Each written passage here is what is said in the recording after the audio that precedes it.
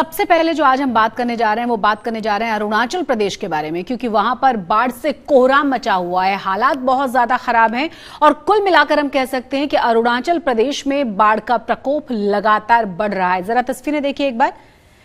ईटानगर में पानी का तेज बहाव सहन नहीं कर पाया वहां पर एक पुल, और किस तरीके से जमींदोज हुआ है जरा वो भी देखिए। साथ ही आपको ये भी बता दें कि बलजिन जगह पर अचानक से बाढ़ से एक शख्स की जान चली गई है, 4 लोगों को हालांकि बचा लिया गया।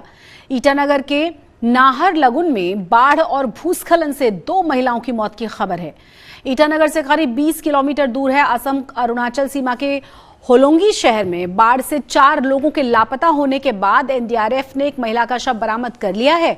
वहीं पश्चिमी सियांग जिले में भी लैंडस्लाइड की वजह से एक मजदूर की मौत की जानकारी मिली है।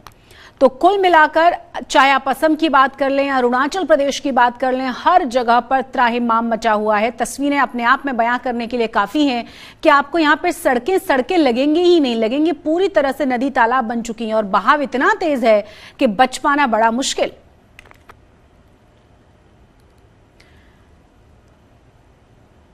लगातार बारिश और उस पर भूस्खलन और ज्यादा परेशानियों को बढ़ा रहा है। और आपको यह भी बता दें कि मौसम विभाग की तरफ से जानकारी ये दी गई है कि अभी कुछ समय में राहत नहीं मिलने जा रही है।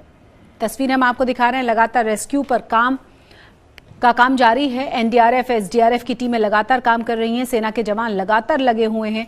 इतना ही नहीं, जो स्थानीय प्रशासन है वो भी लगातार इसी कोशिश में है कि जल्द से जल्द लोगों को राहत दिलाई जा सके। अब हम बात उत्तर प्रदेश की करेंगे। मुरादाबाद जेल में एक अनोखी सी पहल शुरू हुई है। मुरादाबाद की जेल में बच्चों के लिए चिल्ड्रन पार्क बनाया गया है। जेल के भीतर सजा काट रही महिला बंदियों के साथ रह रहे छोटे छोटे बच्चों को ध्यान में रखते हुए इन बच्चों के लिए इस पार्क को तैयार किया गया है।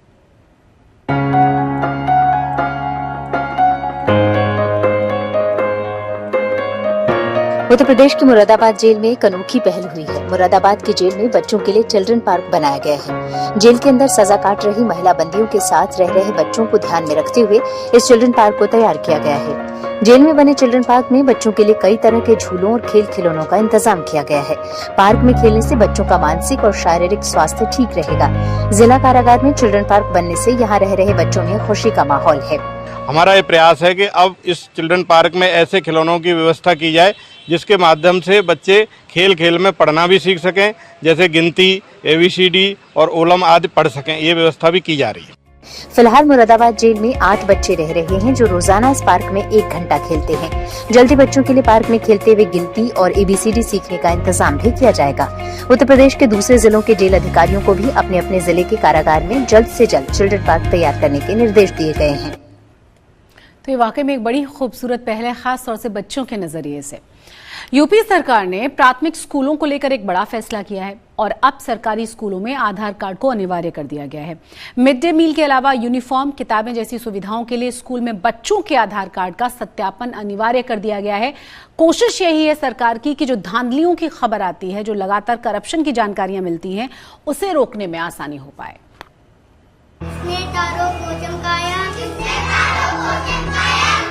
प्राथमिक स्कूलों में अब नहीं हो पाएगा फर्जीवाड़ा। एक साथ 2 स्कूलों में एनरोलमेंट पर भी लगेगी लगाम। स्कूल में बच्चों को मिलेगा सरकारी योजना का पूरा लाभ। ये सारी बातें संभव होंगी सरकार की नई तैयारी से।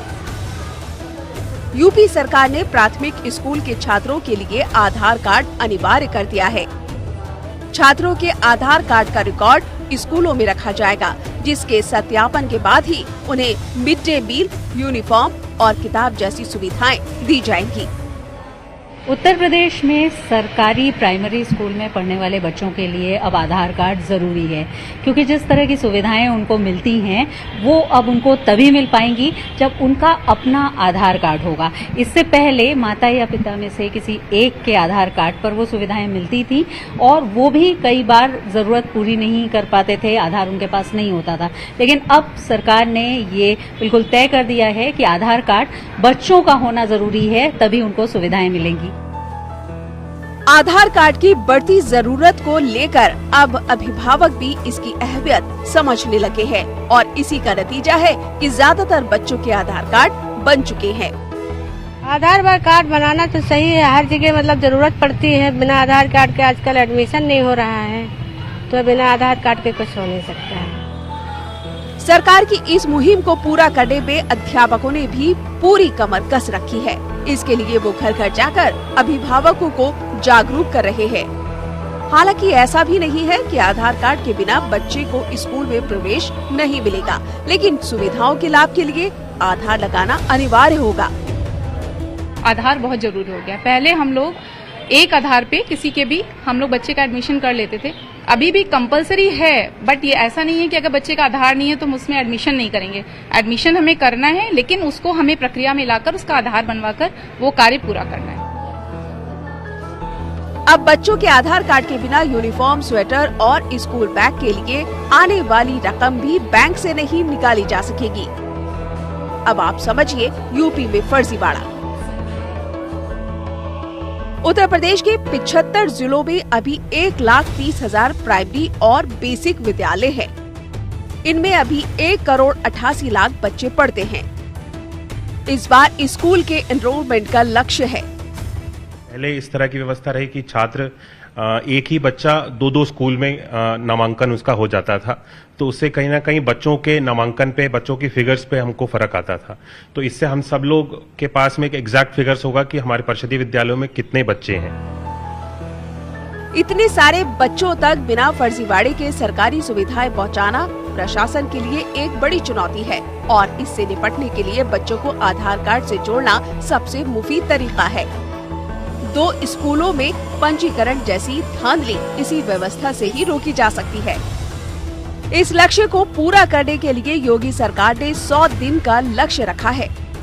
उम्मीद है सरकार की ये मुहिम रंग लाएगी, फर्जीवाड़ा रुकेगा और प्राथमिक विद्यालय के बच्चों को सरकारी योजना का पूरा लाभ मिल पाएगा।